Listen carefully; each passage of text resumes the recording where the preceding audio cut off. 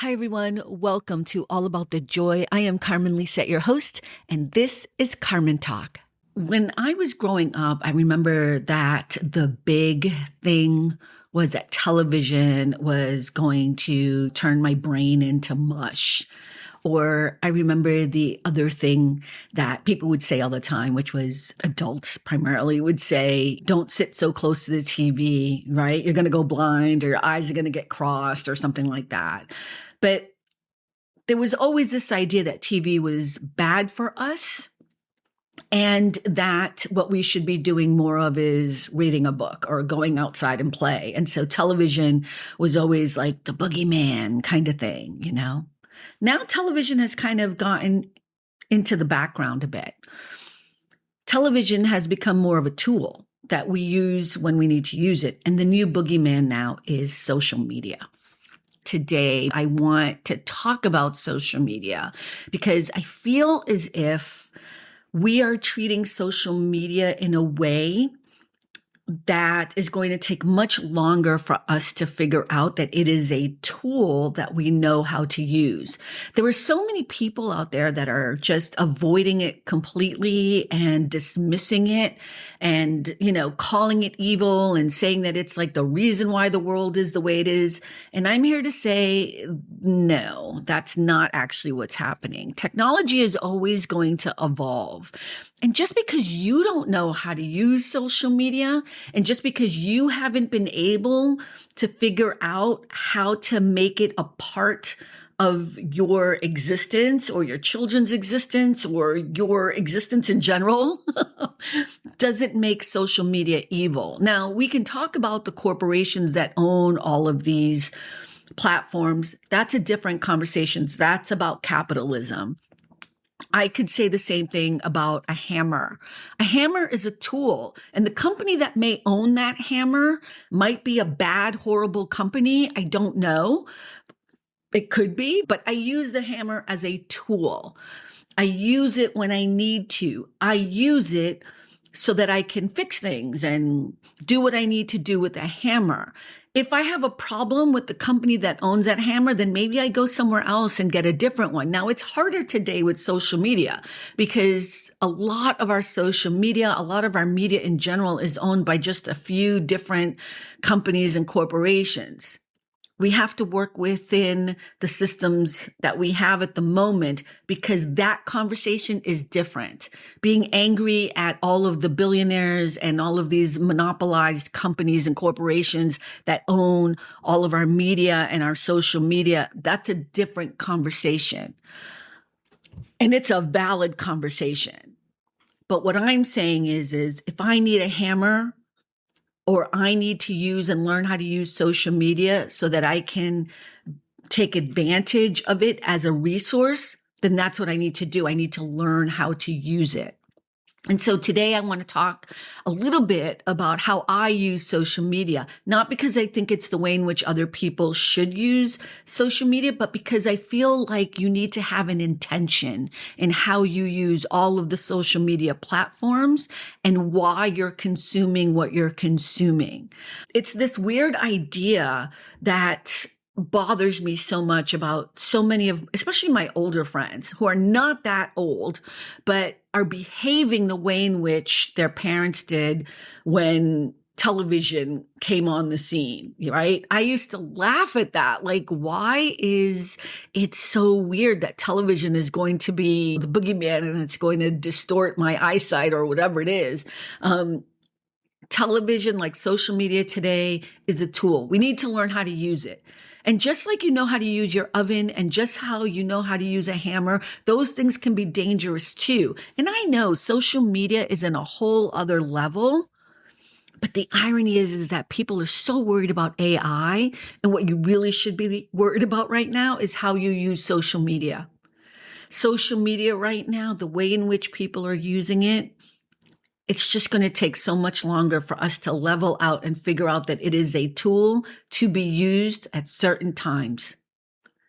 People have developed really, really bad habits, and those habits are then passed on to your kids, and it continues, right? But if you start to use social media intentionally, maybe we can start breaking the cycle. So I'm going to share some of the things that I do, and maybe that will be something you want to do, or it will make you reconsider the way in which you use social media. Okay, here is how I use social media without letting social media use me. These are my personal rules and boundaries, and their strategies for healthy social media consumption. And some of them your friends may not like. So let me start with one of the most important changes I made a long time ago. And I think this is probably one of the worst habits that I see on an everyday basis.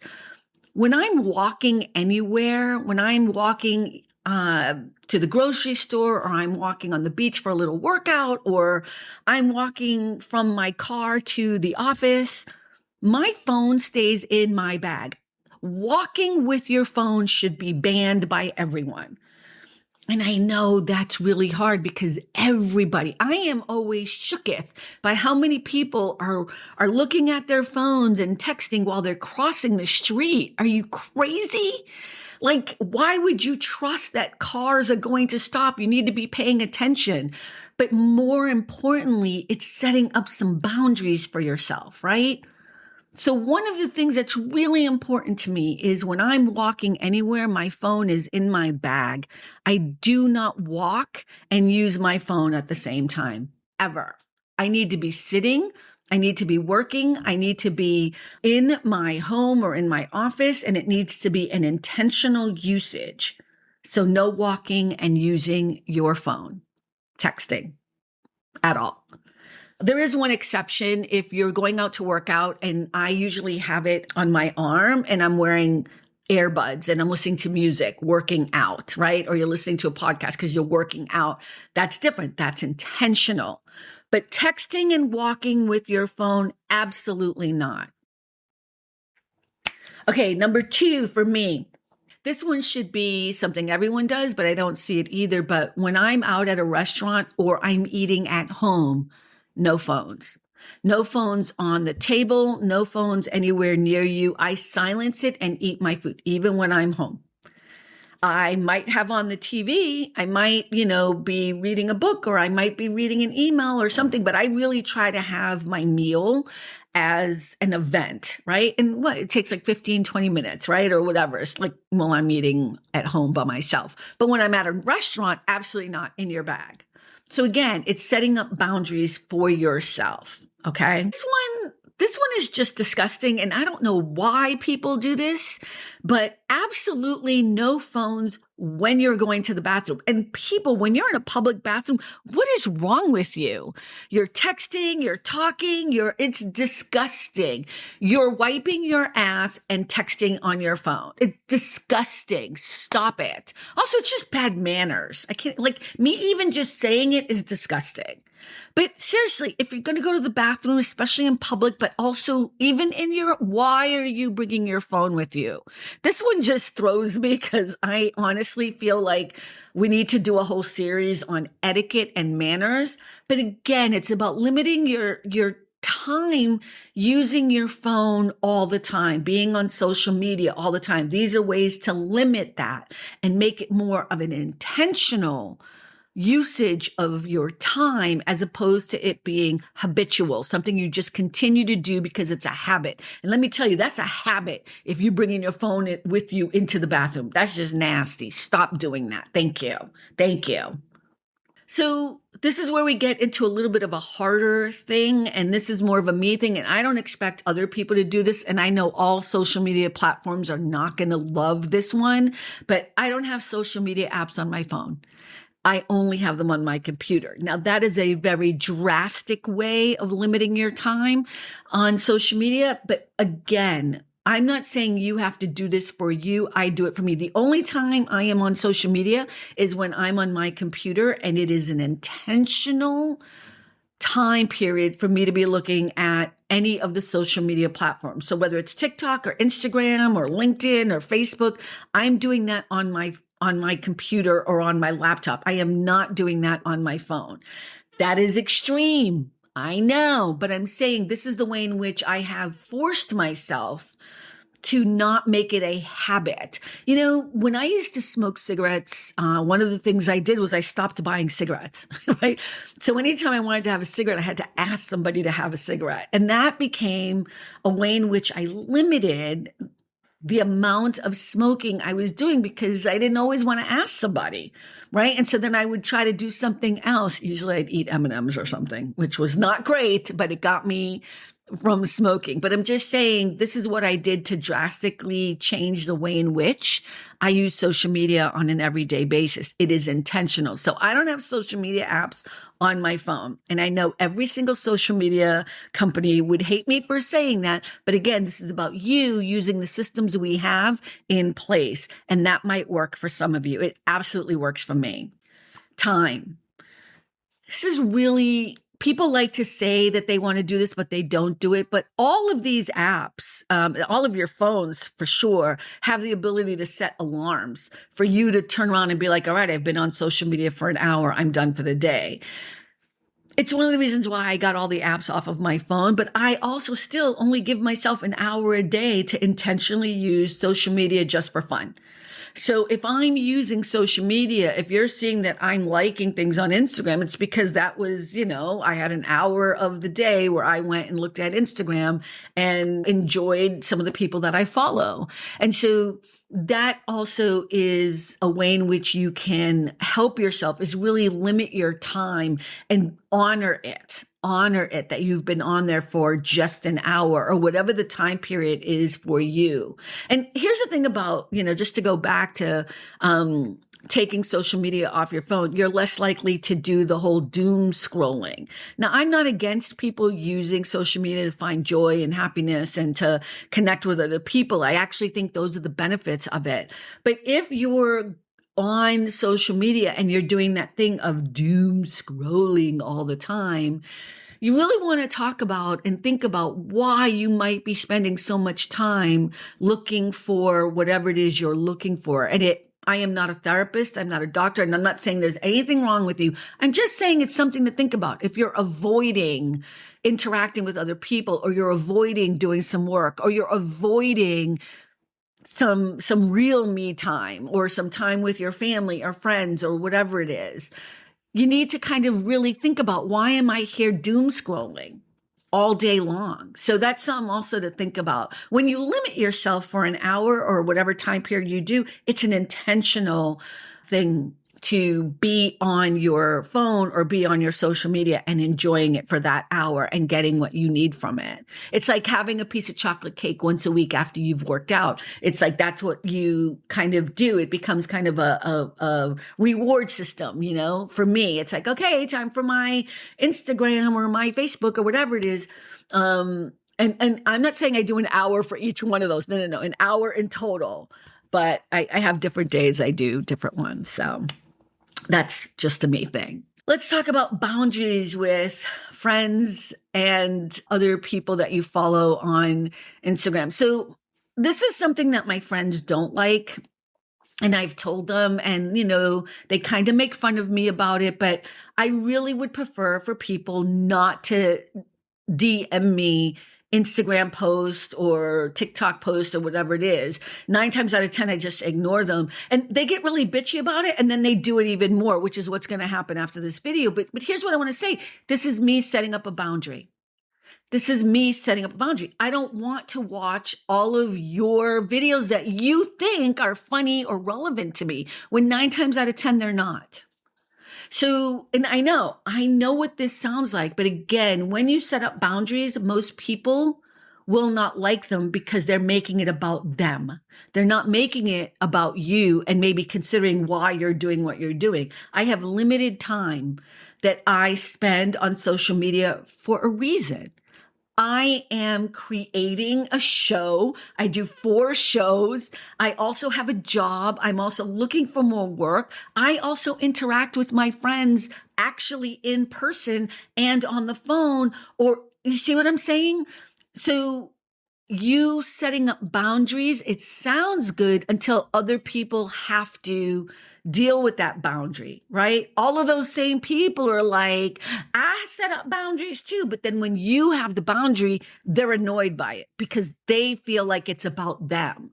So setting up a boundary of not looking at DMs from your Instagram or your TikTok or your LinkedIn or whatever it is also helps you, right? If somebody really wants to get in touch with you or really wants to see something or whatever, it's really important to you, they're going to call you. They're going to send you a text if they have your number, if they're not blocked. You know what I mean? Okay, that's me being mean. But anyways, my point is I also think one of the better ways to share, like if you have something that you love, that you think I would love, the better thing, and I follow you, just share it, right? Reshare it, retweet it, or whatever they call it. Reshare it, and it will eventually come on my feed at my leisure when I'm in my space of wanting to watch it. So another thing that's really great about taking social media off your phone is you don't get those alerts. You don't get any of those alerts that somebody has sent you a direct message, and you'll see it at your leisure. So yeah. Think about that the next time you keep sending people direct messages. Here's the thing too. I get it. I get that you think something you saw was funny or great, but I also have to make you aware. And, whether you like it or not doesn't matter. But just because you think something's funny doesn't mean other people will think it's funny. Or just because you think something's relevant doesn't mean other people will think it's relevant. And so what ends up happening is you send a video and I'm like, I don't even know why they sent this to me. Because maybe you were in that space. You had just seen 4 or 5 other videos that kind of had the same thing. And then you had that moment. I'm watching this void of all of that. And I'm like, not funny. Not interesting, not relevant, not whatever. And I think it's important to understand that. And I don't care if it sounds mean or whatever, it's still true. How many times have you received an Instagram and been like, I don't know why I sent this, but you were nice enough to respond back, oh my God, this is great, thank you. Again, I know what this sounds like, but again, this is about you being better and intentional about using social media. This is about you understanding that social media has an effect on us when we're continuously using it all the time and not thinking about the consequences and the ramifications of what comes with using it without intention. And here's my thing too. The thing that really kind of bothers me is, and I'm going to say this truthfully, people are using social media so much and sending me all of these videos, and yet I haven't seen you like, share, or be interested in anything that I've worked really hard to post, right? I'm actually trying to build a platform. I'm actually trying to share the stuff that we're all talking about and doing on All About the Joy. And yet I'm getting all of these other videos and likes or whatever from all these things that you're doing, but you're not taking the time to look at the stuff that I'm actually spending hours working on. So that's the other part of it. That's the other part of it that kind of bothers me. And I'm not forcing anybody to like the stuff that I'm doing or whatever, but that's my point. When you're creating content, you're spending a lot of time working on content to put out there. I don't have a lot of time, nor do I want to spend a lot of time watching stuff that you think is funny or you think is great or you think is awesome, because I've limited the time I have on social media for joy because I'm also doing other stuff. And if that sounds mean or cruel, too bad. This is about you learning how to use social media with intention. And this is about you understanding why I use social media with intention. So here's the other part. Breaking an addiction is really hard and it requires a lot of structure, not just time limits. So yes, are the algorithms made on all of these social platforms to make you more and more addicted to doom? Absolutely. But it's just like cigarettes and alcohol and everything. You have to work hard to fight it. You have to curate your own algorithm, being careful and intentional about what you like and don't like. And this is going to get me to the next part of this video because it's really important.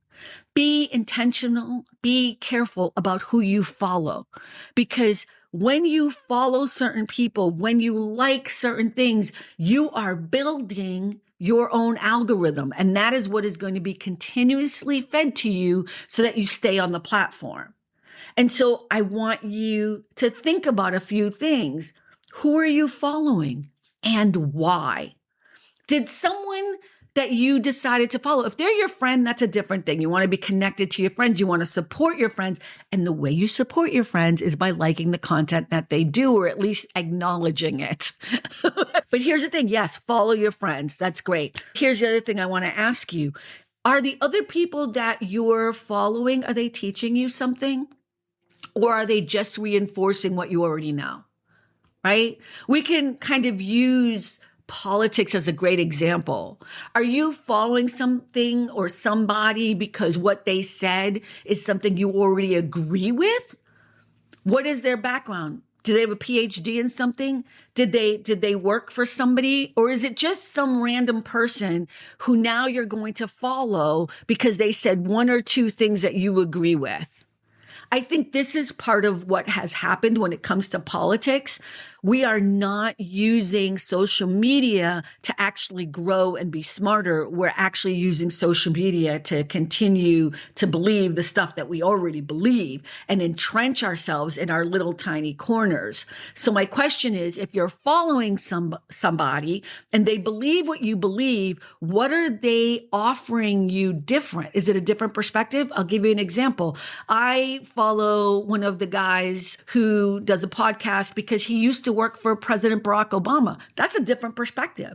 That's a perspective I don't have. I think that's an interesting perspective. That's not someone who's just spewing political stuffage that I believe in. That's somebody who's coming to it from a job they used to have that they did for 8 years or however many years they did it, and now is giving information that is teaching me something. It's not just Joe Schmo who's really smart and good looking or whatever. My point is if you're following people, what is the intention behind it, right?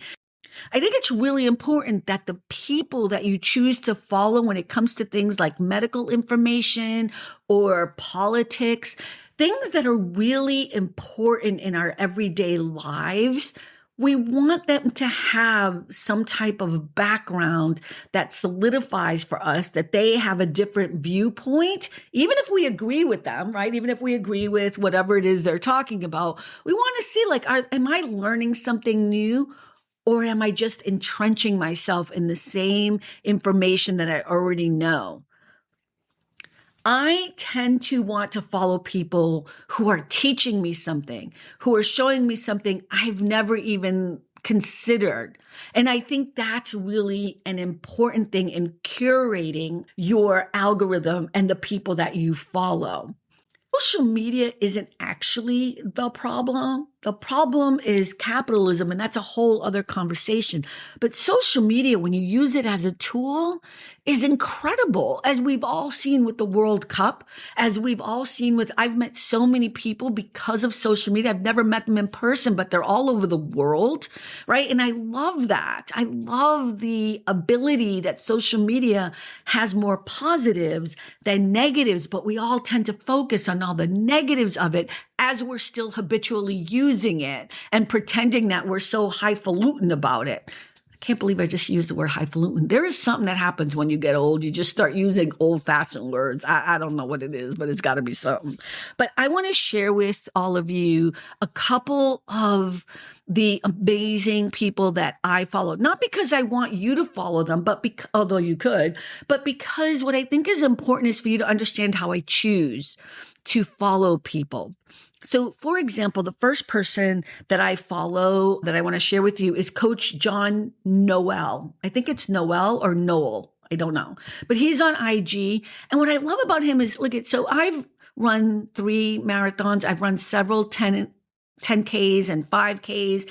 And I have worked out a lot my entire life, right? Especially when I was younger and stuff. So anyways, long story short, I can't do that anymore. Things have changed. It's not just getting older. I've had surgery. I've gained weight and it's been really hard. People are like, you have to lift weights, and then I'll go and lift weights and then I hurt myself. And the thing about him and the way in which he shows you how to try to get back into shape is because he has a different style about it, and he does something that nobody else does. Check this out. This video got almost 20 million views. If you dead hang from a bar for 30 seconds, you'll improve your shoulder stability and your grip strength, and you'll decompress your spine. If you're not able to hang from a bar for 30 seconds or you don't have a bar that you can hang from, you can grab the inside of a door frame, step back, squat down a little bit, and let your body weight hang back like this, and do the same thing.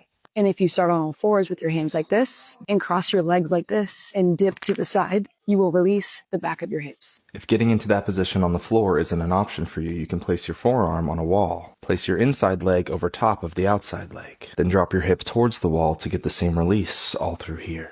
And if you set up a bar like this, and if you lift your leg over the bar like this, 10 times per side, you will significantly reduce all the tightness and the stiffness in your hips. You can do the same step overs at home using a yoga block, a stack of books, a foam roller, a chair, or anything else that's between shin and waist height. If you save this video and follow me like this, you'll get more tips on how to move better and get stronger. I hope seeing those options to do those different exercises helps someone change their perspective from I can't to I can, and believe that movement is for everyone, because it is. I love him. Like, I just love everything that he it's his delivery too, right? It's kind of interesting. Now, that may not be for you, but what I'm trying to explain to you is there somebody that you're following that is teaching you something that maybe you already know, but from a different perspective? What is the intention behind the people that you're following? That's the important part here. Now, John M. Vila, who I have used before on our All About the Joy shows, is someone that I also follow, and I love him. But here's what I want to say. I love fashion. I have always loved fashion. I'm not per se somebody who wants to wear the fashion, but I love fashion. I've always thought it was such a unique and beautiful art form.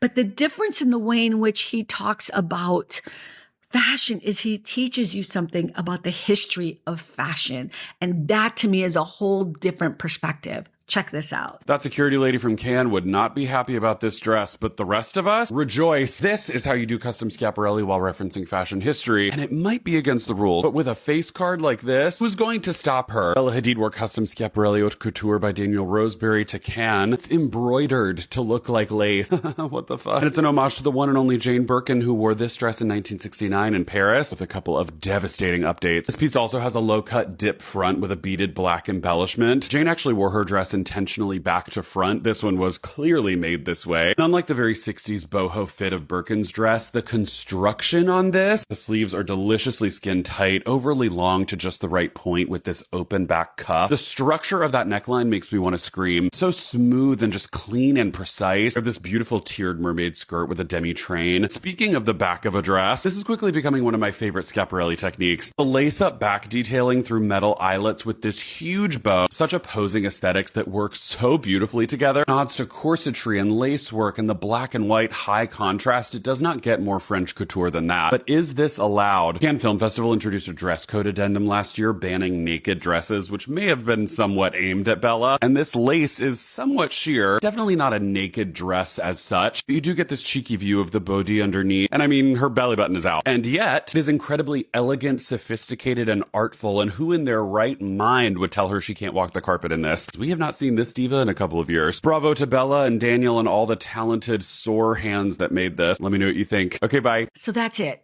That's what I wanted to share with you. If you get anything else out of this Carmen Talk today, what I hope is that you start to think about how you intentionally, not just use social media, but also your phone, how you are intentionally making choices every single day and not allowing the manipulation of corporations to dictate how we use the tools we have in front of us. I think it's a really important thing that we start to understand that social media is not going anywhere. AI is not going anywhere. It is part of our society now.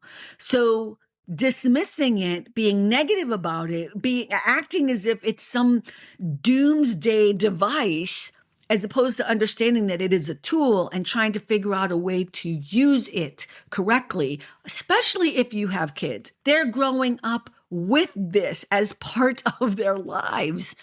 And kids, I don't care what you tell them, they're going to do as they see. They will behave as you behave. And so if you are using social media with intention, with an air of positivity and possibility, as opposed to the negativeness of it, then that will help people start understanding and using social media as a whole for all the good that it does bring us. As always, thank you so much for hanging out with us and for supporting All About the Joy. Remember, we do have other shows that are all available on our YouTube channel. And remember, at the end of the day, it really is all about the joy. We'll see you next time. Thank you. Bye. Thanks for stopping by All About the Joy. Be better and stay beautiful, folks. Have a sweet day.